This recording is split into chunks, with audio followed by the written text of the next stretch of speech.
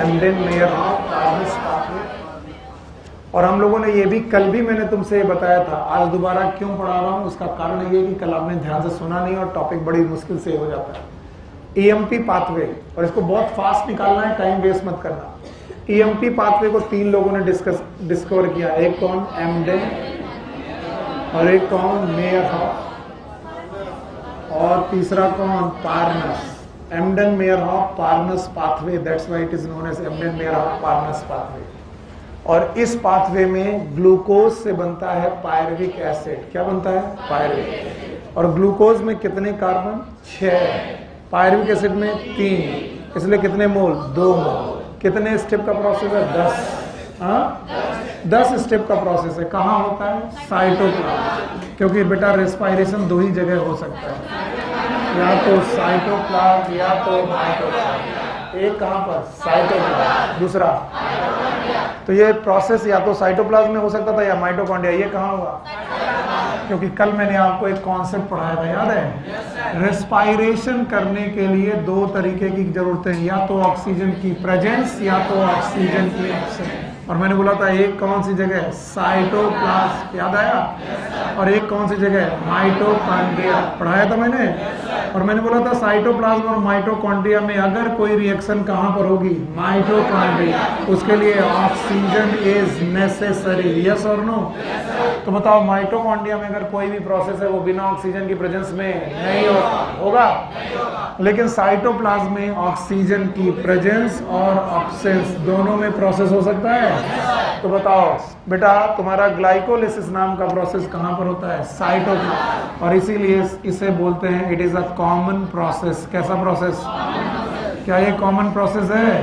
और it happen in both aerobic as anaerobic, यानी oxygen की प्रेजेंस में भी और यानी एरोबिक और एनारोबिक दोनों प्रकार के ऑर्गेनिज्म के बीच में ये रेस्पायरेशन होता रहता है। एंड ग्लाइकोलिसिस वो स्टेप है। और मैंने कहा था कि ग्लाइकोलिसिस के 10 स्टेप जो लोग भी रट्टा मारेंगे उनको कुछ नहीं आने वाला। मैंने कहा था अगर तुम्हारा डायग्राम बढ़िया चलता है तो तुम ठीक सही से पढ़ोगे। तो मैंने एक लिस्ट बनाई थी, बुक मत देखना, नोटबुक मत देखना, मेरे साथ चलिए, कल की बात है, आगे बढ़ाइए। बोलो कौन? ग्लूकोज से। क्या ये ग्लूकोज 6 फॉस्फेट है? यस और नो? ग्लूकोज 6 फॉस्फेट है। तो मैंने कहा ग्लूकोज से बनेगा ग्लूकोज 6 फॉस्फेट। और इसके लिए मैंने कहा था आप पहले अपने दिमाग में ग्लूकोज बना लीजिए। मैं बोर्ड में बना लेता हूं, तुम अपने दिमाग में बना लो, बेहतर रहेगा, ताकि मैं दिखा पाऊंगा, आप अपने दिमाग में देख पाएंगे। बताइए क्या ये CH2OH है? कितने कार्बन? 1 2 3 4 5 6। और ये एल्डिहाइड है। तो एल्डिहाइड ग्लूकोज की 6ठी पोजीशन पे क्या आ जाए? फॉस्फेट। बताओ, इट इज ग्लूकोज 6 फॉस्फेट। अगला ही क्वेश्चन ये होता है कि आया कहां से? ATP। ATP याद आया? ATP ने एक फॉस्फेट ग्लूकोज को दिया, क्या बना? ADP। It's a final time. Book मत देखना, नोटबुक मत देखना, इट्स फाइनल टाइम। किसी को दोबारा लग रहा हो तो भी सही, नहीं लग रहा तो भी सही, पूरी एनर्जी पुट करो। याद रखना, ATP यूज हुई कि बनी? यूज हुई। अजीब पागलपन है। रेस्पायरेशन के बारे में सर ने पढ़ाया, it is a process in the break down of the food particles to release energy which is store for ATP। तो ATP बननी चाहिए और यहाँ यूज हो। ये तो कुछ उल्टा हो रहा, तो देखते जाओ। बोले ग्लूकोज से ग्लूकोज 6 फॉस्फेट बन रहा है ATP की प्रेजेंस में। यहाँ पर एंजाइम का नाम है हेक्सोकाइनेज, क्योंकि शुगर हेक्सोज है और ATP जहां होती वहां काइनेज। आयन है मैग्नीशियम। कौन सा आयन? मैग्नीशियम। ग्लूकोज 6 फॉस्फेट के बाद बना फ्रक्टोज 6 फॉस्फेट। Fructose 6 phosphate. आज एक बच्चे ने सुबह सुबह मुझसे क्वेश्चन पूछा, बहुत ब्रिलियंट क्वेश्चन था, कि सर मान लीजिए मैंने ग्लूकोज खाई ना हो, मैंने फ्रक्टोज खाई हो, तो मैं अगर फ्रक्टोज खाई हूं तो बताइए फिर मैं ग्लाइकोलिसिस में एंट्री कर पाएगी फ्रक्टोज की? नहीं करेगी। पर वो इस स्टेप से करेगी कि यहां से? तो वो फ्रक्टोज से क्या बनाएगी? Fructose 6 phosphate. फ्रक्टोज से। तो आपको फ्रक्टोज 6 फॉस्फेट समझना चाहिए। तो fructose is ketone. Fructose is तो बताओ ये एल्डिहाइड की कीटोन, कीटोन। और ये CH2OH। सो ग्लूकोज से, ग्लूकोज 6 फॉस्फेट से फॉस्फेट नहीं बढ़ा लेकिन आइसोमर बन गया। क्या बन गया? आइसोमर। और कौन सा आइसोमर बना? फ्रक्टोज, ग्लूकोज से फ्रक्टोज। एंजाइम का नाम आइसोमरेज। ये है अच्छे बच्चे।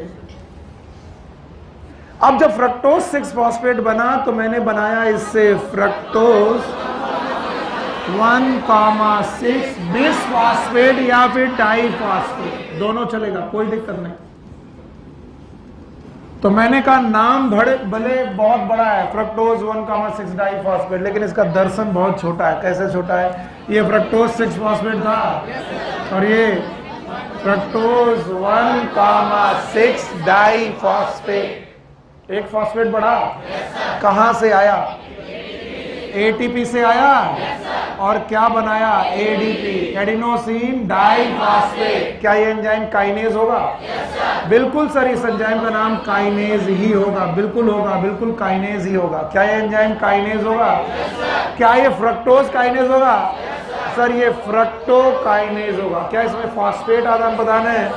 नाम है phosphofructokinase. It is the rate limiting enzyme of the glycolysis, phosphofructokinase. Blackman's law of limiting factor याद है? The rate of reaction depend upon the slowest step. और ये एंजाइम बोलो कौन? फॉस्फोफ्रक्टोकाइनेज। क्या बना? Fructose 1,6 diphosphate. कल आप सुनना नहीं चाहते थे इसलिए मैंने बोला। It is the most important step of the glycolysis.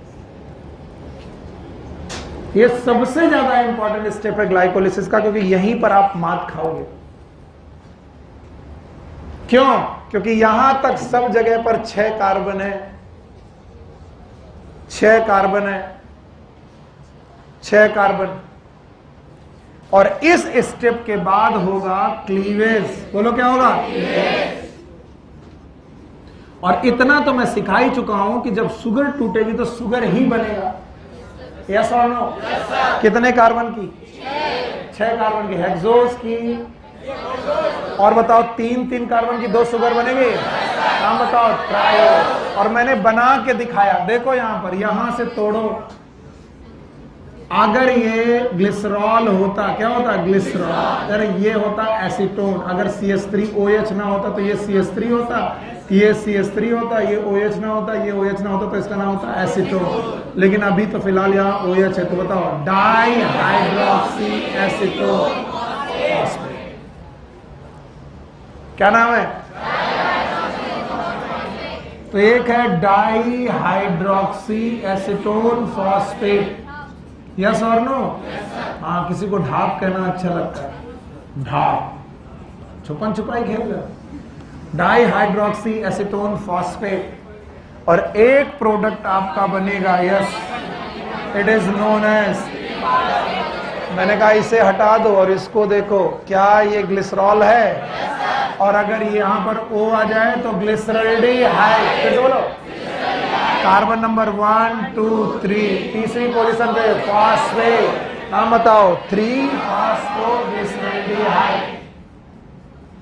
It is 3 फॉस्फोग्लिसरॉल्डिहाइड। मत भूलना कभी भी कि क्या ये स्टेप है। मैं बता रहा हूं, इस जगह पर एंजाइम यूज होता है एल्डोलेज। फिर से बोलो, एल्डोलेज।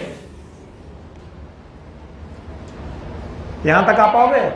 इधर देखना नहीं तो मैं मान जाऊं, इधर अगर ना देखो तो मान जाऊं मैं। अपने मन में देखो, पहला glucose, glucose 6 phosphate, fructose 6 phosphate, fructose 1,6 diphosphate. Cleavage हुआ? 2 मॉलिक्यूल बने, एक डाई हाइड्रोक्सी एसीटोन फॉस्फेट, एक 3 फॉस्फोग्लिसरॉल्डिहाइड। बहुत मुश्किल है।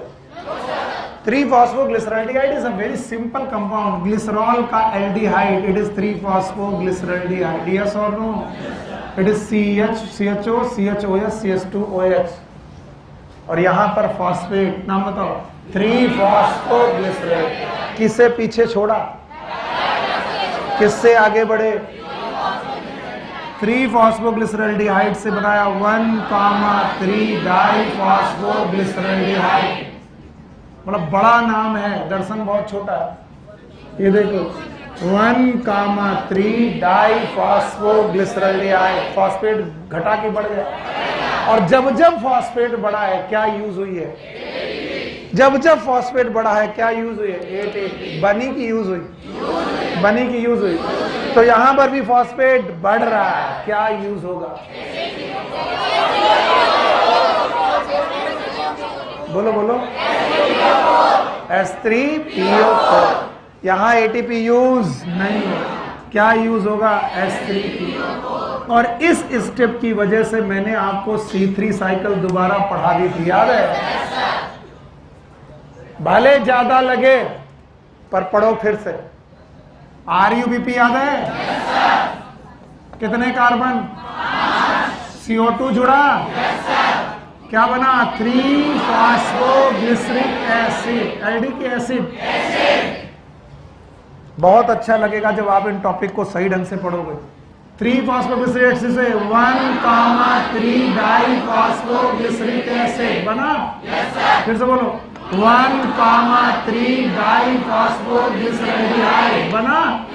फिर बोलो 3 फॉस्फोग्लिसरॉल्डिहाइड बना। बताओ यहां पर ATP यूज हुआ था? यस और नो? यहां पर NADPH यूज हुआ था, क्योंकि यहां पर ऑक्सीडेशन की रिडक्शन और यहां पर 1,3 से 3 बना। फॉस्फेट बना था कि निकला था? किससे? H3PO4 से। पक्का? और अब देखो इसका उल्टा स्टेप, 3 फॉस्फोग्लिसरॉल्डिहाइड से 1,3 डाई फॉस्फोग्लिसरॉल्डिहाइड, वो ये है। तो यहां पर अगर यूज हुआ था, यहां अगर निकला था, तो यहां यूज होगा। और मैंने कसम खिलाकर बोला था कि जब भी ग्लिसरॉल्डिहाइड के बीच में, किसके बीच में? दोनों तरफ ग्लिसरॉल्डिहाइड हो, कसम खा लो, जब भी कभी ग्लिसरॉल्डिहाइड के बीच में फॉस्फेट का आदान प्रदान हो, वो H3PO4 से होगा। कसम खा लो, पर दोनों तरफ ग्लिसरॉल्डिहाइड हो। ऐसा ना हो कि एक तरफ ग्लिसरॉल्डिहाइड हो, एक तरफ ग्लिसरिक एसिड हो, मर जाओगे। यहां पर भी 3 फॉस्फोग्लिसरॉल्डिहाइड, यहां पर 1,3 डाई फॉस्फोग्लिसरॉल्डिहाइड। और आगे जिनको रटने में दिक्कत आ रही है वो इस ग्लाइकोलिसिस को उल्टा पढ़ ले। ये ग्लाइकोलिसिस है का उल्टा है। बताओ अगर 3 फॉस्फोग्लिसरॉल्डिहाइड से 1,3, तो 1,3 से 1,3 डाई फॉस्फोग्लिसरिक एसिड। यहां से चलो, 3 फॉस्फोग्लिसरॉल्डिहाइड से 1,3 डाई फॉस्फोग्लिसरिक एसिड। बताओ एल्डिहाइड से क्या बना? तो अगर ये था रिडक्शन, तो ये है ऑक्सीडेशन। यहां हाइड्रोजन जुड़ा था, तो यहां हाइड्रोजन निकलेगा और इस हाइड्रोजन को पकड़ेगा NAD। फिर से बोलो, और क्या बनाएगा? NADH। यहां NADPH यूज हुआ था, यहां NADH बना। और कभी भूल जाए तो याद रखना कि हाइड्रोजन का निकलना इट इज ऑक्सीडेशन। और जिस पॉइंट में भी एल्डिहाइड एसिड में कन्वर्ट हो, किसमें? एल्डिहाइड और एसिड में कन्वर्ट हो, वहां क्या हो रहा है? ऑक्सीडेशन। और अगर ऑक्सीडेशन हो रहा है तो उस जगह पर क्या बनेगा? NADH यूज होगा कि बनेगा? Now 1,3 डाई फॉस्फोग्लिसरिक एसिड से बना 3 फॉस्फोग्लिसरिक एसिड। यस और नो? आपको नहीं लग रहा कि 1,3 di phosphoglyceric acid 3 phosphoglyceric acid बनने पर फॉस्फेट बढ़ा कि कम हो गया? कम हो गया। और किसने पकड़ा होगा? ADP पकड़ा होगा। और क्या बनाया होगा? ATP is the first step where ATP actually formed. Otherwise हर जगह ATP यूज। और मैंने इसीलिए इस रिएक्शन को तुम्हारे सामने उल्टा बना के दिखाया। बताओ ये क्या है? ये क्या है? ये क्या है? ये क्या है? ये क्या है? ये क्या है? ये क्या है? ये क्या है? बताओ, ये ग्लाइकोलिसिस का उल्टा है। और आगे ग्लूकोज तक जाना है, क्योंकि इसी के 2 मोल क्या बनाएंगे? ग्लूकोज। तो ये पूरा स्टेप क्या कहलाएगा? रिडक्शन। क्या इसी का नाम ग्लाइकोलिटिक रिवर्सल है? तो मैंने कल भी पढ़ा दिया था, लेकिन सुना कम लोगों ने था, इसलिए आज पुख्ता तरीके से बता रहा हूं कि केल्विन साइकिल में 3 स्टेप। पहला स्टेप कार्बोक्सिलेशन, रिडक्शन, रीजनरेशन। इसका नाम रिडक्शन का कोई दूसरा नाम भी हो सकता है। इट इज अ उल्टा of glycolysis and that's why it is known as glycolytic reversal. और रट्टा नहीं मारोगे तो याद रहेगा। यहां तक तो आसान थी याद करना, यहां के बाद मुश्किल था, तो C3 साइकिल ने मदद कर दी। C3 साइकिल का सीधा कि उल्टा? उल्टा। यहां तक पहुंच गए? चलो यहां तक पहुंच गए, मुझे ये जगह खाली चाहिए। आप फिर से बोर्ड में मत देखना, ईमानदार हो तो मत देखना, और कोशिश करना कि स्टेप दिखाई पड़े, उधर मत देखना। ग्लूकोज से फिर फ्रक्टोज 6 फॉस्फेट, फ्रक्टोज 1,6 डाइफॉस्फेट, फिर टूटेगा 3 फॉस्फोग्लिसरॉल्डिहाइड एंड डाइहाइड्रोक्सी एसीटोन फॉस्फेट। हमें कैसे चलना है? 3 फॉस्फोग्लिसरॉल्डिहाइड। आगे चलो 1,3 डाइफॉस्फोग्लिसरॉल्डिहाइड, और चलो 1,3 डाइफॉस्फोग्लिसरिक एसिड, और चलो 3 फॉस्फोग्लिसरिक एसिड। तो यहां तक आना आसान था, और यहां तक आना उल्टा ऑफ C3 साइकिल। नहीं आया? अब जरा इनकी शक्ल देखो 3 फॉस्फोग्लिसरिक एसिड की, देखोगे तो तुम्हें समझ में आएगा। COOH, CHOH, और ये रहा CH2OH, और यहां का फॉस्फेट, बोलो क्या है? 3 फॉस्फोग्लिसरिक एसिड। आगे सुनना, 3 phosphoglyceric acid is going to form 2 phosphoglyceric acid. आधे मूर्ख बच्चे कहते हैं कि एक फॉस्फेट का और लॉस हो गया। फॉस्फेट का लॉस, फॉस्फेट तीसरी पोजीशन से दूसरी पोजीशन चला गया। फॉस्फेट का लॉस, जो यहां पर ATP बना बैठो तुम। 3 फॉस्फोग्लिसरिक एसिड से क्या बना? 2 फॉस्फोग्लिसरिक एसिड। और आसान हो गया। अब तुम केवल कीटो इनॉल आइसोमेरिज्म करने के लिए ऐसा किए हो। कौन सी आइसोमेरिज्म? कीटो इनॉल आइसोमेरिज्म सुने हो? उसी तरीके की एक आइसोमेरिज्म है जो इस सेकंड पोजीशन पे फॉस्फेट पहुंचते ही होने लगती है। इसीलिए 2 phosphoglyceric acid is converted into phosphoenol pyruvic acid. It is known as phosphoenol pyruvic acid. बताइए फॉस्फोइनॉल पायरुविक एसिड में फॉस्फेट है कि नहीं है? हाँ है। और नाउ फॉस्फेट निकालो, क्या बनाओ? Pyruvic acid. फॉस्फेट रहा कि निकल गया? और ये निकला तो कौन पकड़ा? ADP। क्या बना? ATP। ये 2 स्टेप आपको नहीं आ पा रहे। यहां तक आपको पढ़ा ले गए फ्रक्टोज तक, यहां आपको C3 ने मदद की, और यहां के बाद 2 phosphoglyceric acid, phosphoenol pyruvic acid नहीं आ पा रहा, और रट्टा मारोगे। ये दूसरा स्टेप है जहां ATP एक्चुअली बना। ये पहला स्टेप था जहां ATP बना, ये वो स्टेप था जहां NADH बना। और मैं नाम देखूं तब भी बता सकता हूं कि जहां पर भी फॉस्फेट कम होंगे, क्या होंगे? वहां ATP बनेगा, और जहां भी फॉस्फेट बढ़ेगा वहां ATP यूज होगा, एक्सेप्ट ग्लिसरॉल्डिहाइड। पक्का? और जहां भी ऑक्सीडेशन होगा, क्या होगा? ऑक्सीडेशन। वहां हाइड्रोजन निकलेगा, क्या बनेगा? NADH। और फिर मैंने कहा ये रिएक्शन पूरी नहीं है, क्योंकि तुम पीछे किसे छोड़ा है? डाइहाइड्रोक्सी एसीटोन को तुम पीछे छोड़ाए हो, और ये बर्बाद होगा कि नहीं होगा? नहीं। तो ये क्या करेगा? ये कन्वर्ट हो जाएगा किसमें? 3 phosphoglycerol, because both are isomer, both are, one is aldehyde, one is ketone. और रिएक्शन यहाँ के बाद डबल, यहाँ के बाद पूरी रिएक्शन डबल हो जाएगी। अगर डबल हो गई तो पायरुविक एसिड कितने मोल? 2। तो ATP, और यहाँ पर ATP, यहाँ NADH, H3PO4, तो सारी रिएक्शन इस पॉइंट के बाद डबल। और इसीलिए मैंने कहा था this step is the most important step, क्योंकि यहां तक रिएक्शन सिंगल मॉलिक्यूल के साथ, और इसके बाद डबल। और इसीलिए पायरुविक एसिड कितना बनेगा? 2। मन तो मेरा तुरंत मिटा देने का कर रहा है, लेकिन एक बार घूर के देख लो। अब बोर्ड नोटबुक में देखने नहीं दो, और मैं तुमसे ये सारे क्वेश्चन पूछे बिना आगे बढ़ने भी नहीं दूं, क्योंकि ग्लाइकोलिसिस नहीं आई तो तुम सब मिट्टी कर दोगे। पढ़ाएं, हटाएं, देखते हैं। अब देखते हैं 10 स्टेप हमें क्यों नहीं आ सकते। बोलो। Glucose 6 phosphate, fructose 6 phosphate, fructose 1,6 diphosphate, 3 फॉस्फोग्लिसरॉल्डिहाइड, 1,3 डाइफॉस्फोग्लिसरॉल्डिहाइड, 1,3 diphosphoglyceric acid, 3 phosphoglyceric acid, 2 phosphoglyceric acid, phosphoenol pyruvic acid. रट्टा मारा, रट्टा मारा, कभी नहीं मारा। और आप देखना कमाल आपके विजन का, ये मेरा नहीं है, आपका दिमाग है। क्या तुम पहला स्टेप बता सकते हो जहां एटीपी बना? एटीपी यूज हुआ, ग्लूकोज 6 फॉस्फेट। देख रहे हो क्या वो स्टेप बना सकते हो जहां दोबारा एटीपी यूज हुआ? फ्रक्टोज 6 फॉस्फेट से फ्रक्टोज 1,6 डाइफॉस्फेट हो गया। क्या तुम वो स्टेप बता सकते हो जहां पर 6 से 3 हुए?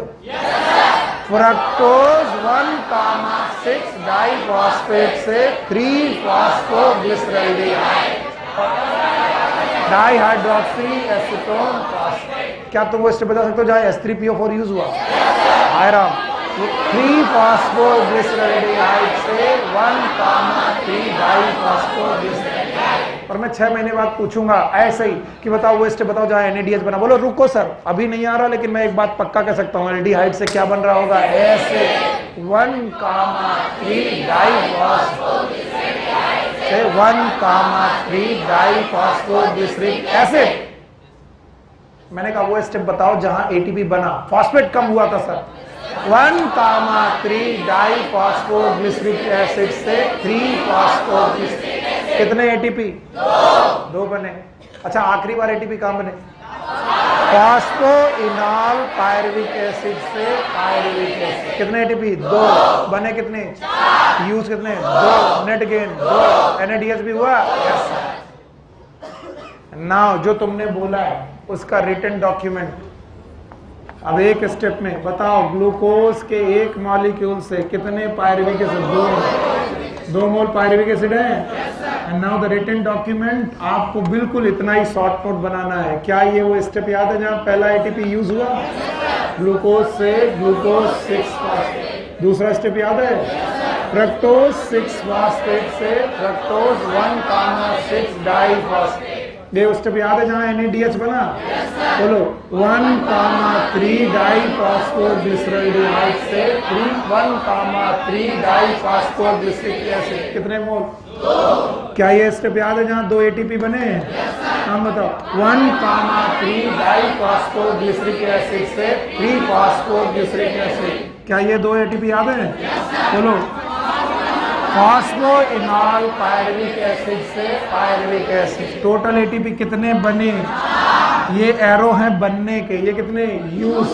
कितने यूज हुए? 2। बने कितने? 4। नेट गेन याद रहेगा? 4 में 2 गया तो 2 एटीपी का नेट गेन। पर जब भी मैं नेट गेन पूछूं ग्लाइकोलिसिस का, क्या पूछूं?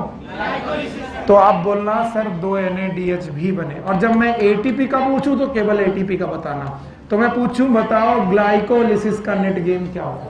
2 ATP 2 NADH along 2 molecule of pyruvic acid.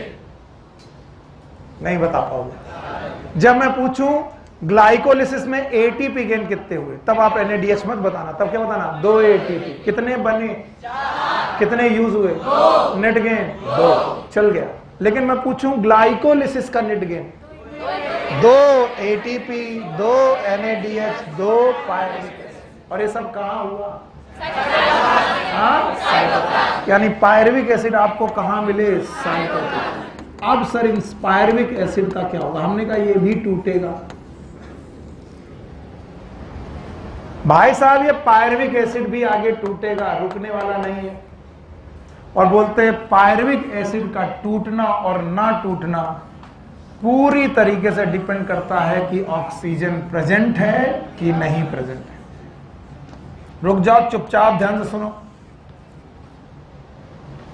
कि सर ग्लाइकोलिसिस तो हर कोशिका कर रही है, every cell is going to perform glycolysis, चाहे वो एरोबिक हो चाहे एनारोबिक। तो ग्लूकोज से पायरुविक एसिड बनाना तो सबके हिस्से में आएगा, चाहे वो एरोबिक हो चाहे, पर सर जो पायरुविक एसिड बना है वो आगे क्या करेगा, ये डिपेंड करेगा कि ऑक्सीजन है कि नहीं है, ऑक्सीजन को यूज किया गया कि नहीं।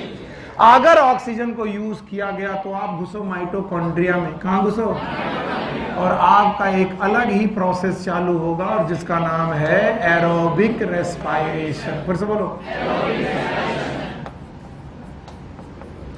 यानी यही तुम्हारा पायरुविक एसिड माइटोकॉन्ड्रिया में एंट्री करके एरोबिक रेस्पायरेशन करने चला गया। फिर किसी ने बोला सर अगर ऑक्सीजन ना प्रेजेंट हुआ तो हमने कहा तो फिर आपको माइटोकॉन्ड्रिया में एंट्री, और अब जहां हो वहीं पड़े रहोगे। कहां हो, यानी आप साइटोप्लाज्म में और साइटोप्लाज्म में ही पड़े रहोगे और आप रेस्पायरेशन करोगे एनारोबिक। फिर से बोलो, आप एनारोबिक रेस्पायरेशन करने लगोगे। और इस एनारोबिक रेस्पायरेशन का एक प्रकार का रेस्पायरेशन है फर्मेंटेशन। फिर से बोलो, इसका मतलब फर्मेंटेशन करने वाले लोग माइटोकॉन्ड्रिया का यूज करते हैं कि नहीं? कितना आसान है, कहां इसमें रट्टा है।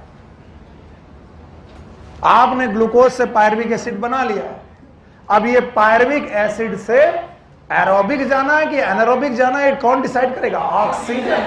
अगर आप ऑक्सीजन यूज कर रहे हो तो कहां जाओ? माइटोकॉन्ड्रिया में जाओ। कहां जाओ? माइटोकॉन्ड्रिया। तो बताइए, अगर आप माइटोकॉन्ड्रिया में गए तो it is again a sequence of reaction जो माइटोकॉन्ड्रिया में चलेंगी, और अगर आप माइटोकॉन्ड्रिया में नहीं गए तो कहां पड़े रहेंगे? साइटोप्लाज्म। और आप कहां करेंगे? फर्मेंटेशन। तो पहले फर्मेंटेशन निपटा लिया जाए, क्योंकि ये ब्रिज है। क्या है? ब्रिज। ऐसा नहीं होगा कि सर पहले ग्लाइकोलिसिस होगा फिर फर्मेंटेशन होगा फिर एरोबिक होगा, नहीं, पहले ग्लाइकोलिसिस होगा उसके बाद या तो एरोबिक, दोनों एक साथ। अगर ऑक्सीजन प्रेजेंट तो एरोबिक रेस्पायरेशन, एब्सेंट तो फर्मेंटेशन। तो फिलहाल हमारा नेक्स्ट टॉपिक होना चाहिए फर्मेंटेशन। एनसीईआरटी देखो। So next topic is fermentation.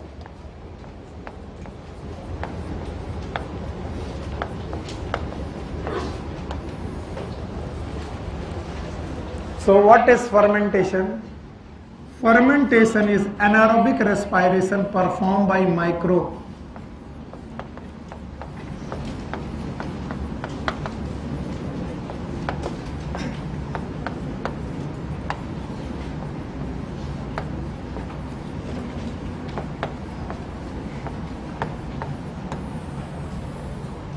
अब बताओ, मेरी थाई मसल दौड़ने की वजह से ऑक्सीजन यूज नहीं कर पाई और एनारोबिक रेस्पायरेशन करने लगी, क्या ये फर्मेंटेशन है? क्योंकि I am not the microbe.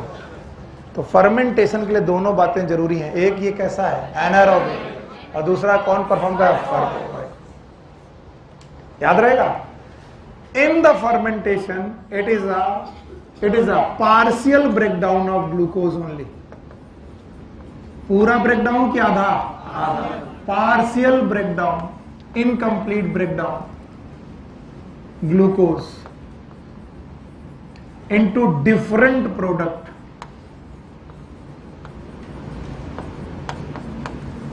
आपके तो डिफरेंट प्रोडक्ट, हमने कहा yes, because the product will depend upon the microbes. Product का नेचर माइक्रोब्स पे डिपेंड करेगा। किस पर? माइक्रोब्स। सूर्या जी खड़े हो जाइए। अगर माइक्रोब का नाम है एसिटोबैक्टर एसिटाइल, प्रोडक्ट का नाम एसिटिक। अगर नाम है लैक्टोबैसिलस,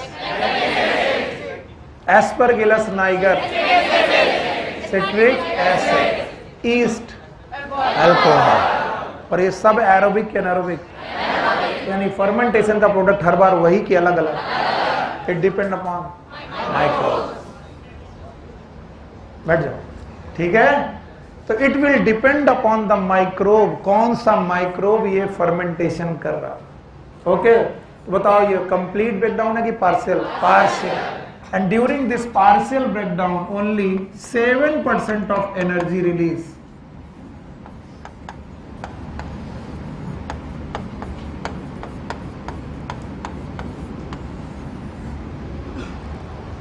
यानी पूरे ग्लूकोज की आप कितनी एनर्जी यूज कर पाए? 7%। सो ग्लूकोज की केवल आप 7% एनर्जी ही यूज कर पाते। सो फर्मेंटेशन इज कंप्लीट बैकग्राउंड और इनकम्प्लीट? इनकम्प्लीट। Why incomplete? केवल 7% एनर्जी यूज कर पाओगे। हालांकि मैंने पढ़ाया नहीं है, फिर भी लिख रहा हूं। फर्मेंटेशन से आपको केवल 2 एटीपी का गेन होता है, वो भी ग्लाइकोलिसिस वाली। कौन सी वाली? क्योंकि जिसको भी फर्मेंटेशन करना है उसे ग्लाइकोलिसिस करनी ही पड़ेगी। यस और नो? तो केवल कितने एटीपी का गेन होता है? 2। और अगर कहीं ग्लूकोज पूरी तरीके से जल जाता, पूरी तरीके से बेटा एरोबिक रेस्पिरेशन कर पाता, तो आपको 38 एटीपी मिलती। कितनी? या फिर 36 एटीपी मिलती। तो 2/36 गुणे 100 निकाल लो, कितना परसेंट? 7। नहीं समझ में आया? तो ऑलमोस्ट 7% एनर्जी ही मिल रही है। मतलब कंप्लीट ब्रेकडाउन की पार्शियल। एरोबिक रेस्पिरेशन होता तो कंप्लीट ब्रेकडाउन होता और 38 एटीपी मिलती, लेकिन इसमें कितनी एटीपी मिल रही है? 2। कैसे मिल रही हैं और क्या हो रहा है, आओ देखें। हालांकि बुक ने केवल 2 माइक्रोब उठाए हैं, इसलिए मैं 2 ही माइक्रोब पढ़ाऊंगा। एक माइक्रोब उन्होंने लिया है ईस्ट और एक माइक्रोब उन्होंने लिया है लैक्टोबैसिलस। प्रोडक्ट आपको पता है और मुझे इस बात की खुशी है कि तुमको मैं प्रोडक्ट पहले ही पढ़ा चुका हूँ। एनसीईआरटी 2 आप पहले से पढ़ चुके हैं, इसलिए आप अवेयर हैं। बताओ, इनमें ग्लूकोज से क्या बनेगा? Alcohol C2H5OH + CO2। कैसे बनेगा वो मैं पढ़ाता हूँ, अभी रुक जाओ। और इसमें बनेगा लैक्टिक एसिड। फिर से बोलो, इसमें लैक्टिक एसिड बनेगा। यस और नो? यस। CO2 नहीं बनेगी। तो बताओ, लैक्टोबैसिलस क्या बनाएंगे? Lactic acid. और ईस्ट क्या बनाएंगे? अल्कोहल। और दोनों के प्रोडक्ट वही के अलग अलग। माइक्रोब बदल दिया, प्रोडक्ट बदल गया। मैंने कहा यही नहीं, एस्टोबैक्टर एसिटाइल ले लो, एस्टिक एसिड, एस्परगिलस नाइगर ले लो, क्लॉस्ट्रिडियम ब्यूटाइलिकम ले लो, ब्यूटाइल। माइक्रोब बदलो, प्रोडक्ट बदल गया। और हमारे पास फर्मेंटेशन सारे प्रोडक्ट का दिखाएगा कि 2 का? एक किसका? ईस्ट का, दूसरा का। तो बोले आइए फर्मेंटेशन की इन बातों के साथ वो बातें भी पढ़ लें। पढ़े? चलो बोलो, फर्मेंटेशन इज एरोबिक या एनारोबिक? एनारोबिक रेस्पिरेशन है, तो ब्रेक डाउन ऑफ ग्लूकोज होगा एरोबिक या एनारोबिक? एनारोबिक। कंप्लीट की पार्शियल? पार्शियल ब्रेकडाउन में जो एनर्जी निकलेगी वो टोटल ग्लूकोज की लगभग 7% है। और बताइए, इसमें प्रोडक्ट हर बार एक ही के अलग अलग, यानी डिपेंड अपॉन। अगर ईस्ट है तो अल्कोहल है, अगर ईस्ट है तो अल्कोहल, अगर लैक्टोबैसिलस आइए सबसे पहले आपको एक कॉमन साइकिल पढ़ाई जाए, तो मैं ये सेल मान लेता हूं जैसा एनसीईआरटी में दिया है, पहले वो करने की कोशिश करता हूं ताकि आपको समझ में आ जाए। और इन्होंने बोला है कि कोई भी बंदा जो फर्मेंटेशन करेगा वो ग्लाइकोलिसिस जरूर करेगा, और हमारे बच्चे तैयार हैं ग्लाइकोलिसिस समझने के लिए। ग्लूकोज याद है? yes, और मुझे बच्चे याद करो, क्या ग्लूकोज से पायरुविक एसिड बना था? और आपको कुछ इंपॉर्टेंट स्टेप याद होंगे, याद है? अच्छा बताओ, क्या आपको ये स्टेप याद है जहाँ एटीपी यूज हुआ था, दूसरा यूज हुआ था? पक्का? अच्छा बताओ, क्या आपको 1,3 डाइफॉस्फोग्लिसरल्डिहाइड याद है? चलो ये एक मैंने प्रोडक्ट ऐसे ही बना लिया कि बीच में कहीं बनता है, तो मान लो कि बनता है, वैसे तो बनता है, यहाँ तक पहुंच पाओगे? ग्लूकोज से ग्लूकोज 6, फ्रक्टोज 6, फ्रक्टोज 1,6, 3 फॉस्फोग्लिसरल्डिहाइड 1,3 डाइफॉस्फोग्लिसरल्डिहाइड। पहुंच गए? चलो 1,3 डाइफॉस्फोग्लिसरल्डिहाइड से 1,3 डाइफॉस्फोग्लिसरिक एसिड। पक्का? बताओ क्या बनेगा? NAD से NADH।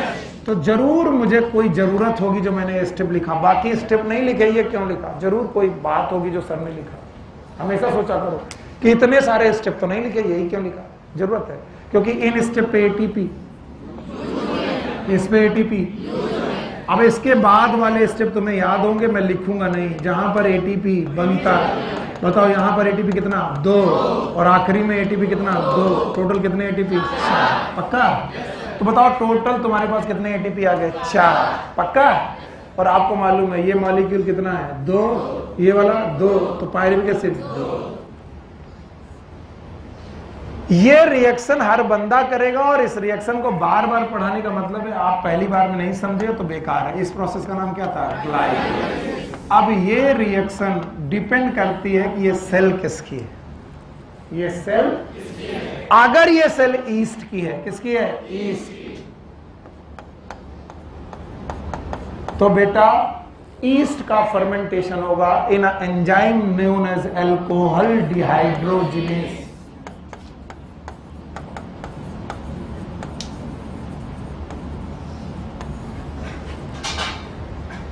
अगर ये सेल ईस्ट की है तो ईस्ट अपना फर्मेंटेशन करेगा in the presence of enzyme alcohol dehydrogenase. और पायरुविक एसिड के 3 कार्बन से, कितने कार्बन, 2 कार्बन का प्रोडक्ट बनाएगा C2H5OH, इट इज एथेनॉल, और 1 कार्बन डाइऑक्साइड बाहर निकलेगी पर मोल। कितने मोल, और इस पर मोल कन्वर्जन में 1 NaDH यूज होगा। क्या यूज होगा, 1 Na, यानी 1 NaDH यूज होगा। बनेगा कि यूज होगा, और क्या बनाएगा, NAD।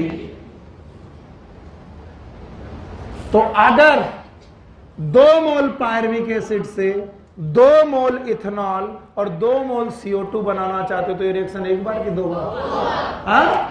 फिर से सुन लो ना, समझ में आया। 1 पायरुविक एसिड से 1 इथेनॉल, तो 2 पायरुविक एसिड से 2 इथेनॉल, तो 2 NaDH से 2 NaD। मेरा अगला ही क्वेश्चन है, NaDH आए कहां से, कितने बने थे, दोनों यूज हो गए। और नहीं तो सर हो सकता है कि ये कोशिका, ओके, दिस इज लैक्टोबैसिलस। ये क्या है बेटा, लैक्टोबैसिलस। और अगर लैक्टोबैसिलस है, यानी कि ये कोशिका ईस्ट की है कि लैक्टोबैसिलस, बताइए। ये फंगस था और ये बैक्टीरिया। तो अगर ये लैक्टोबैसिलस की कोशिका है तो यहां एंजाइम काम करेगा लैक्टेट डिहाइड्रोजिनेस। लैक्टेट डिहाइड्रोजिनेस, और इस लैक्टेट डिहाइड्रोजिनेस से बनेगा लैक्टिक एसिड। और भाइयों बहनों, लैक्टिक एसिड में होते हैं 3 कार्बन। कितने कार्बन, तो 3 कार्बन के पायरुविक एसिड से 3 कार्बन का लैक्टिक एसिड CO2 निकलेगा कि नहीं, नहीं निकलेगा, निकलेगा। इसका मतलब है 1 मोल पायरुविक एसिड से 1 लैक्टिक एसिड, तो 2 मोल पायरुविक एसिड से 2 लोग। और यहां पर भी पर मोल लैक्टिक एसिड फॉर्मेशन में NaDH यूज होगा।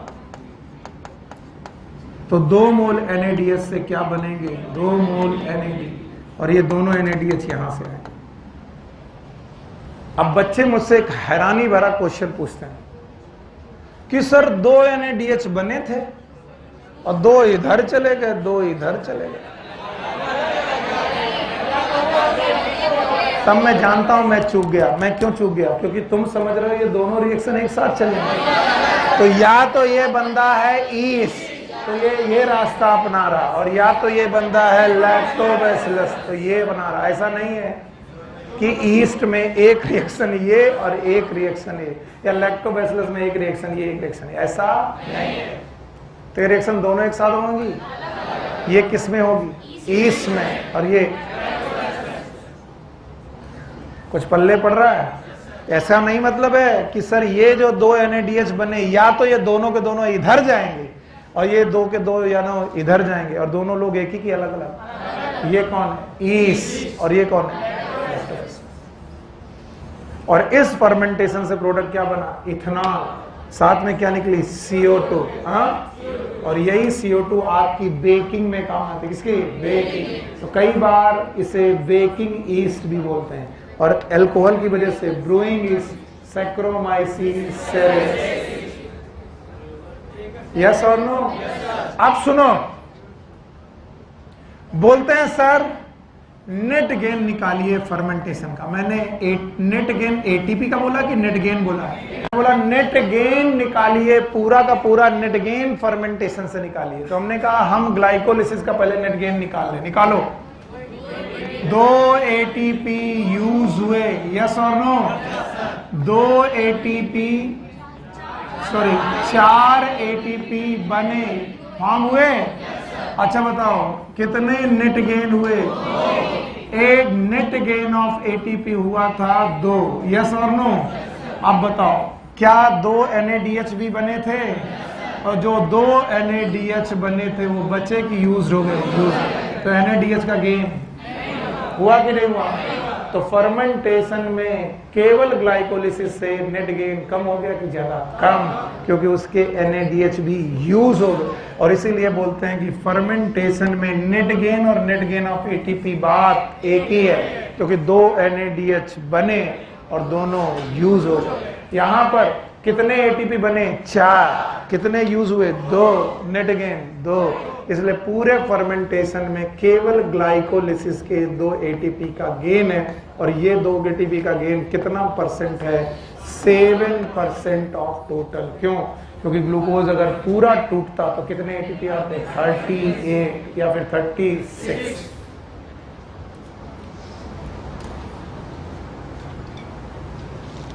अभी भी नहीं आ रहा है? आया कि नहीं आया? आया? याद रखना, एनसीईआरटी एक बात और लिखती है कि फर्मेंटेशन एक डिस्ट्रक्टिव प्रोसेस है।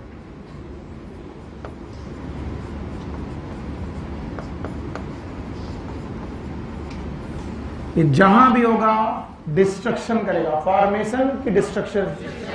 क्योंकि खुद सोचो कि भैया एसिड बना रहे हैं, ये मजाक बात नहीं है। Here we are going to form acid. क्या बन रहा? एसिड। और एसिड जहां बनेगा माइक्रो ऑर्गेनिज्म बचेगा कि मर जाएगा? मर जाएगा। और दूसरा बोल रहा है ये अल्कोहल बना रहे हैं, और बोलते हैं अल्कोहल कौन बना रहा है? ईस्ट। ईस्ट बड़ा खुश है कि मैं फर्मेंटेशन करता हूं। ये कुछ कुछ आपकी गंदी हरकतों जैसा है। जितनी गंदी हरकतें करते हो आपको और मजा आता है, और जब और मजा आता है तो आप और गंदी हरकतें करते हो, फिर और मजा आता है, फिर और गंदी हरकतें करते हो। अब जरा ईस्ट से पूछो, ईस्ट अल्कोहल बना रहा, उसे और मजा आ रहा, और मजा आ रहा तो और अल्कोहल बना रहा, और जब और मजा अल्कोहल बना रहा तो उसे और मजा आया तो फिर और अल्कोहल बनाया। मतलब अल्कोहल बनना रुकने वाला नहीं है। पर इसको ये नहीं मालूम कि जिस दिन अल्कोहल चारों तरफ 13% से ज्यादा या लगभग 13% हो गया, ये 13% अल्कोहल इसको बचाएगा कि मार देगा? तो बुरे कर्मों का बुरा नतीजा। गंदे काम करके बड़ी मजा आ रही है, तुम और गंदे काम कर रहे हो, लेकिन एक दिन आपके गंदे काम 13% पहुंच जाएंगे। कितने? 13%। फिर वो आपको बर्बाद नहीं बहुत बर्बाद कर देंगे, और फिर आप किसी लायक नहीं। समझे सौरभ? तो गंदे काम शुरुआत में बड़ा मजा आता है, काली पल्सर में बैठ करके चेन छीनने में। आजकल जो है ना, सुबह सुबह लोग वॉक पे जाते हैं, आंटी वॉक पे जा रही थी, एक चेन छीन के भाग गया सोने की। फिर एक दिन वो पाए जाते हैं हवालात में, और वहां पर उनका क्राइम कितना % बढ़ चुका है? तो बताओ, अगर अल्कोहल 13% से ज्यादा या 13% के बाद के पास तक पहुंचा, ईस्ट बचेगा कि मर जाएगा? तो वो जो फर्मेंटेशन चल रहा कि बंद हो जाएगा? बंद हो जाएगा। इसीलिए दुनिया की जितनी भी नेचुरल फर्मेंटेड ड्रिंक होती है, नेचुरल फर्मेंटेड ड्रिंक्स, उनका मैक्सिमम अल्कोहल % 13 होता है। They have the maximum alcohol % 13 से कम, लेस देन 13। ये 7 हो सकता है, 8 हो सकता है, 9 हो सकता है, 13 से ज्यादा कभी नहीं हो सकता। तो बोलते सर हमने तो जो वाइन और वाइन है नेचुरल जो फर्मेंटेड ड्रिंक है, ये है बियर एंड वाइन। बड़ा मालूम बिटिया, अरे ऐसे ही मजाक कर रहे हैं, और तुम भी रोने लगो, हाय राम मेरी बेइज्जती कर दी। इसलिए डरता हूं भैया, लड़कों को केवल मारता हूँ नहीं, चॉकलेट वॉकलेट नहीं। तो किसी ने बोला, जैसे कि हितेन बोला, सर जो हम विस्की पीते हैं उसमें तो 43% आता है। प्रूफिंग, तो हमने कहा 13% नेचुरली और 43% कैसे हो सकता है? तो हितेन ने कहा कि सर इसके लिए हमें डिस्टिलेशन करना पड़ेगा। क्या करना पड़ेगा? डिस्टिलेशन। तो आपके पास अल्कोहल दो प्रकार का है, एक फर्मेंटेड और एक डिस्टिल्ड। तो विस्की, अच्छा ये भी लिखा हुआ है, विस्की, रम और ब्रांडी। पक्का?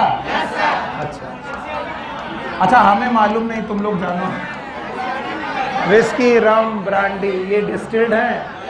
और ये बोला, कह रहा कितना गंदा टीचर है। बेटा ये सब पढ़ना है, एनसीईआरटी में लिखा है। और तुम जानते हो मैं एनसीईआरटी के बाहर कुछ, हाँ ये एनसीईआरटी के बाहर की चीजें, विस्की, रम, ब्रांडी डिस्टिल्ड हैं। तो आपको अल्कोहल ज्यादा चाहिए तो आप फर्मेंटेशन की डिस्टिलेशन, डिस्टिलेशन। इसीलिए कुछ लोग बियर पीना चालू करते हैं, कहते हैं मैं तो कम अल्कोहल वाली चीज पी रहा हूं। अरे तो बेवकूफ, तुम गलत हो, क्योंकि तुम पूरी की पूरी केन ढुलक जाओगे 13% में, और वो पूरी बोतल पिएगा तब 43 जाएगा। अरे वॉल्यूम बाय वॉल्यूम है, कभी देखना। It is volume by volume, weight by volume नहीं है, वॉल्यूम। अब की बार इसकी जरूर देखेंगे क्या लिखा है, percentage volume by volume. Proofing बोलते हैं इसे, प्रूफिंग। अरे पढ़ाया कि नहीं पढ़ाया केमिस्ट्री सर ने? उनसे पूछना कि ये जो अल्कोहल की होती प्रूफिंग क्या होती है, ये भी आपका सब्जेक्ट है। तो प्रूफ किया जाता है, इसे प्रूफिंग कहते हैं, परसेंटेज ऑफ द अल्कोहल। और उस हमारे टीचर ने हमें कभी केमिस्ट्री में पढ़ाया था, it is volume by volume. तो जब वो पूरा 750 ml बोतल डकार जाएगा तब 43% पिएगा, और तुम एक कैन पी गए तो कितना ले गए? 13 में भी ये 43 ना हो, आई एम सॉरी, कुछ और भी हो सकता है, मुझे याद नहीं है, तो आई एम सॉरी, क्योंकि ऑनलाइन जा रहा है। जितना भी होगा वो पूरी बॉटल 750 ml में होगा। तो जो बंदा ये पी रहा वो 1 या 2 या 3 बार ढक्कन पी रहा है, और उन ढक्कन के पीने पर उसे पूरा 43% या 42 या 22% नहीं मिला, और तुम पूरी केन पी गए। इसीलिए बियर पीने वालों को कई बार नशा ज्यादा हो जाता है। हो जाता है? हाँ, सक्सेना साहब बोल रहे यस। सक्सेना साहब, बियर पीना अच्छी बात नहीं, मत पियो, दारू पियो। अच्छा बताओ, देसी शराब जो महुआ गांव में बनाते हो वो डिस्टिल्ड है कि फर्मेंटेटेड? तो इसीलिए बेटा कभी कभी फर्मेंटेशन के दौरान प्रोडक्ट बदलता है, क्योंकि माइक्रोब, अरे सुनो, माइक्रोब बदला तो प्रोडक्ट बदल जाएगा। और कभी कभी बजाय एथाइल अल्कोहल के मिथाइल। और क्या ये स्पिरिट है? तो एक गांव में एक बारात आई, और बारात ने खाना खा लिया। उसके बाद किसी ने बोला, दादा महुआ पियोगे? का तो दादा ने कहा, कहाँ व्यवस्था? बोले हमने बगीचे में महुआ की शराब बनाई है। तो महुआ, यू नो दैट महुआ? तो दादाजी एकदम खाना पी के पहुंच गए, उनके पीछे पूरी बारात पहुंच गई।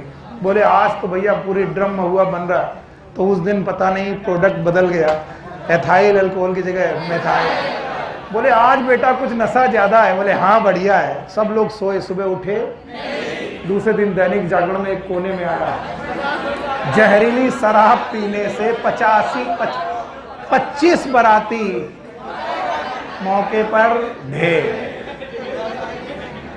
क्योंकि ये स्पिरिट जहर है, पॉइजन है। तो दारू हर हाल में खराब है, शराब हर हाल में खराब है। आप इसे जितना दूर रहें उतना अच्छा है। पक्का? हाँ। बोले सर हाँ हम दूर से पी लेंगे। एक बच्चे ने मुझे बहुत पहले मैसेज किया था, सर शराब एक खराब चीज है, आइए इसे पी पी कर मिटा दे। नो, तो फर्मेंटेशन में net gain of ATP is 2 and that is of glycolysis. और नेचुरल फर्मेंटेशन के दौरान नेचुरल अल्कोहल का परसेंट 13% से ज्यादा नहीं, उससे ज्यादा चाहिए तो क्या करना पड़ेगा? Distillation. Now it is aerobic respiration.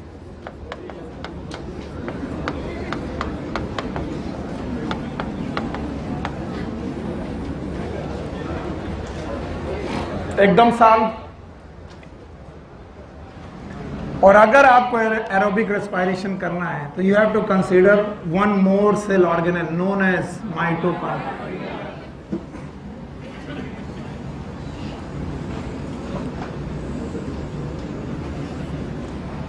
That is a mitochondria. एकदम शांति से सुनो। और अगर ये माइटोकॉन्ड्रिया है तो ये वाला पोर्शन मैं साइटोप्लाज्म मान लेता हूं, और मैं मानता हूं कि ग्लाइकोलिसिस हो चुकी है। बार बार वही बातें क्यों लिखनी कि ग्लूकोज से सर 2 मोल पायरुविक एसिड बन चुका है, और अब ये 2 मोल पायरुविक एसिड माइटोकॉन्ड्रिया के अंदर एंट्री कर रहा है, क्योंकि ऑक्सीजन की प्रेजेंस है, और ऑक्सीजन की प्रेजेंस में माइटोकॉन्ड्रिया के अंदर एंट्री कर रहा है। और अगर ये एंट्री कर रहा तो कौन सा रेस्पिरेशन चालू है? एरोबिक। 5-10 मिनट की और बात है, अच्छे से सुनोगे तो अच्छा रहेगा, घर तक अच्छी चीज लेके जाओगे।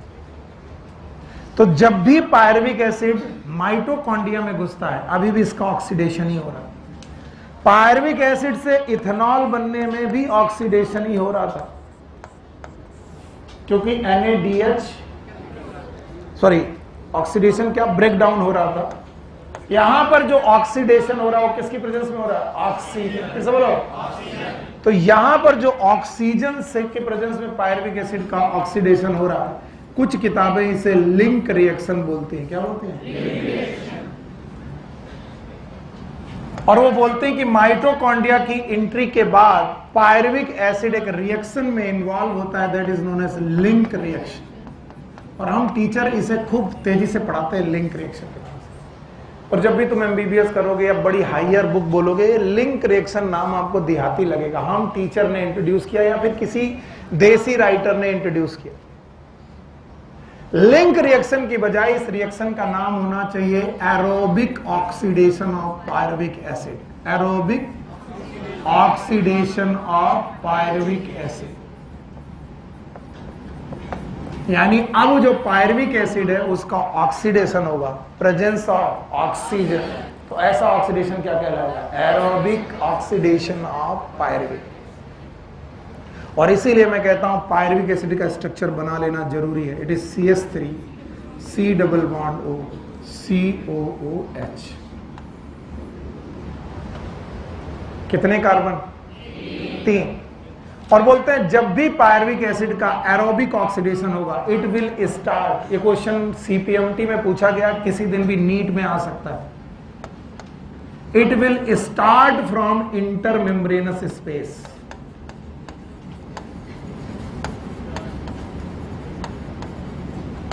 but completed in matrix of mitochondria।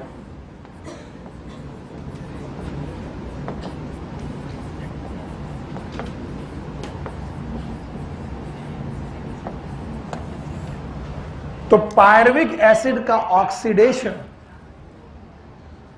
Oxygen की प्रेजेंस में इंटरमेम्ब्रेनस स्पेस से शुरू हो जाता है, लेकिन कंप्लीट कहां होता है? इसका मतलब इस ऑक्सीडेशन के प्रोडक्ट इंटरमेम्ब्रेनस स्पेस में बनेंगे कि मैट्रिक्स में? मैट्रिक्स। हाँ। और बोलते हैं पायरुविक एसिड एक पर्टिकुलर एंजाइम की प्रेजेंस में टूटता है। तो सारे लोग पहले एंजाइम के नाम पर ध्यान देंगे, और जो लोग नाम पे ध्यान देंगे उन्हें प्रोडक्ट पढ़ने में जरा सा भी दिक्कत नहीं होगा। इस एंजाइम का नाम है पायरुवेट डिहाइड्रोजिनेज। Pyruvate dehydrogenase. लेकिन जैसा तुमने दोगले एंजाइम के बारे में सुना था, रुबिस्को, इस एंजाइम के भी 2 काम है। कितने काम है? 2। तो मैं इस एंजाइम का नाम अपने जुगाड़ से याद रखता हूं, तुम लोग भी इसी तरह याद रखोगे। इस एंजाइम का नाम मैं याद रखता हूं pyruvate dehydrogenase decarboxylase.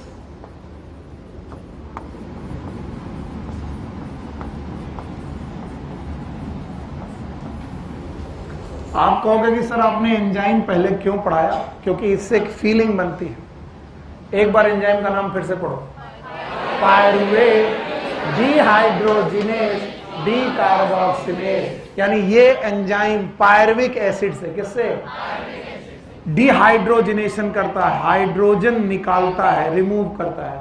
D carboxylation करता है, कार्बन डाइऑक्साइड भी निकालता है। किससे? यानी ये enzyme pyruvate dehydrogenase pyruvic acid से क्या क्या निकालता है? हाइड्रोजन एंड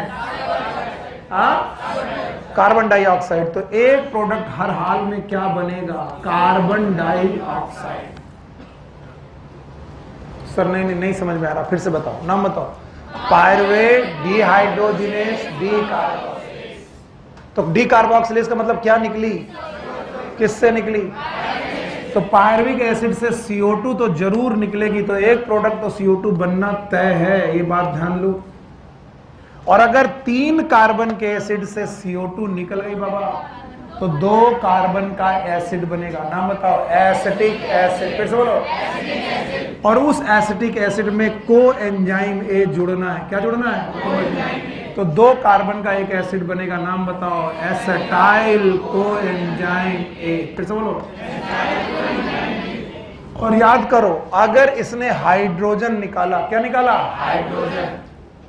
तो माइटोकॉन्ड्रिया और क्लोरोप्लास्ट में हाइड्रोजन जब भी निकलते हैं, इन्हें NAD या फिर NADP पकड़ता है। माइटोकॉन्ड्रिया में NAD, यानी यहां पर NAD होना ही चाहिए, क्योंकि वो हाइड्रोजन निकलेंगे तो पकड़ेगा कौन? NAD। तो एक प्रोडक्ट क्या बनेगा? NADH। नहीं आया ना? आया? अगर मैं बोलूं कि पायरुविक एसिड कोएंजाइम ए और NAD के साथ रिएक्शन करके एंजाइम का नाम पायरुवेट डिहाइड्रोजिनेस क्या प्रोडक्ट बनाता है? Acetyl coenzyme A, NADH and CO2। और इस रिएक्शन का नाम लोगों ने क्या रखा है? Link reaction. और ये कहाँ चालू होती है? इंटरमेम्ब्रेनस स्पेस में। कहाँ कंप्लीट होती है? पक्का? तो ये कुछ अधूरा लगा, इसलिए ऐसे। और अब मैं कहूंगा कि इस पूरे के पूरे स्ट्रक्चर को माइटोकॉन्ड्रिया समझो, और फिर से मैं वही रिएक्शन लिखूंगा पागलों की तरह, क्योंकि मैं जानता हूं कि तुम तभी समझते हो जब कई बार चीजें रिपीट होती। बताओ ये क्या है? यहां क्या होगा? कौन घुसा होगा? Pyruvic acid. कहां से शुरू हुआ होगा? कौन जुड़ा होगा? NAD। और कौन? Coenzyme A. पक्का? अच्छा बताओ, एंजाइम का नाम याद होगा? बोलो। इसका नाम है पायरुवेट डिहाइड्रोजिनेस। आप यही बोलना, बाकी लोग पूछें तो। अगर एग्जाम में भी आए तो बस यही नाम बोलना, पायरुवेट डिहाइड्रोजिनेस। पर अपने याद करने के लिए पायरुवेट डिहाइड्रोजिनेस डी कार्बोक्सिलेज। अगर कभी कोई एक ऑप्शन लगाना पड़े तो क्या लगाओगे? Pyruvate dehydrogenase. कॉम्प्लेक्स एंजाइम जिसके एक काम की 2 काम, एक डिहाइड्रोजिनेशन और एक डी कार्बोक्सिलेज। इसलिए एक प्रोडक्ट हर हाल में कार्बन डाइऑक्साइड तो होगा। सर CO2 बन गई, और यहां पर NAD में हाइड्रोजन जुड़ा होगा, तो एक प्रोडक्ट NADH। क्या बना? NADH। और सर अगर पायरुविक एसिड के 3 कार्बन से एक CO2 निकली तो कितने कार्बन? 2। और उनके साथ क्या जुड़ा? कोएंजाइम। तो बनाएगा एसिटिक एसिड का कोएंजाइम है, दैट इज एसिटाइल कोएंजाइम। तो बताओ कितने प्रोडक्ट? 3। बोलो कौन कौन? एसिटाइल कोएंजाइम है, NADH CO2। पक्का? और इस काम करने के लिए इस एंजाइम को फैक्टर चाहिए, मैग्नीशियम आयन। बोलो कौन? इसके अलावा TPPLAA नाम सुनना, it is known as thiamine pyrophosphate. Thiamine pyrophosphate and lipoic acid amide. और ये क्वेश्चन पूछा गया है कि इस एंजाइम को कितने कोफैक्टर चाहिए? सुन लो, 1 2 3 4 5। NAD कोएंजाइम है। अरे पढ़ाए थे कोएंजाइम है। मैग्नीशियम मेटल कोफैक्टर है, थियामिन पायरोफॉस्फेट फिर से विटामिन है, विटामिन आर कोएंजाइम, और इसके बाद लिपोइक एसिड अमाइड यानी पायरुवेट डिहाइड्रोजिनेज के फंक्शन के लिए कितने कोफैक्टर? 5। नाम बताओ। NAD, coenzyme A, magnesium ion, TPP, LAA। तब जाकर के ये प्रोडक्ट बना और इसका नाम है एसिटाइल कोएंजाइम। तो जिनकी बुद्धि अभी भी नहीं खुली है वो एक बार और देखें। मान लीजिए पूरा बोर्ड एक कोशिका है, पूरा, और इसके अंदर ये वाला पोर्शन, हाँ, तो कोशिका के अंदर ये साइटोप्लाज्म, बताओ मैं क्या लिख रहा हूं? ग्लूकोज से क्या बना? हाँ, पायरिक एसिड। देखना सुनना, ग्लूकोज से क्या बना? पायरुविक एसिड से क्या बना? Acetyl coenzyme. और भाइयों यही एसिटाइल कोएंजाइम में एक रिएक्शन में जाएगा जिसका नाम है क्रेब्स साइकिल। फिर से बोलो। और ये भी होगी मैट्रिक्स ऑफ माइटोकॉन्ड्रिया में।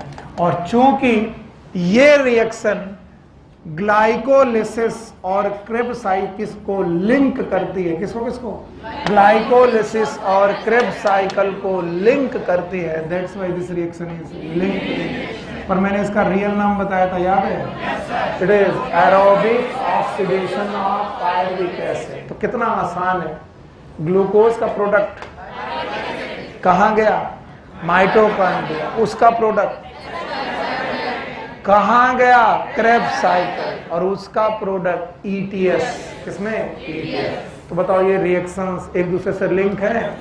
पहली reaction glycolysis, link reaction Krebs cycle. तो हमारी बात इसके बाद कौन सी साइकिल में जाएगी? So next topic should be Krebs cycle. कल मिलो, खत्म कर देंगे।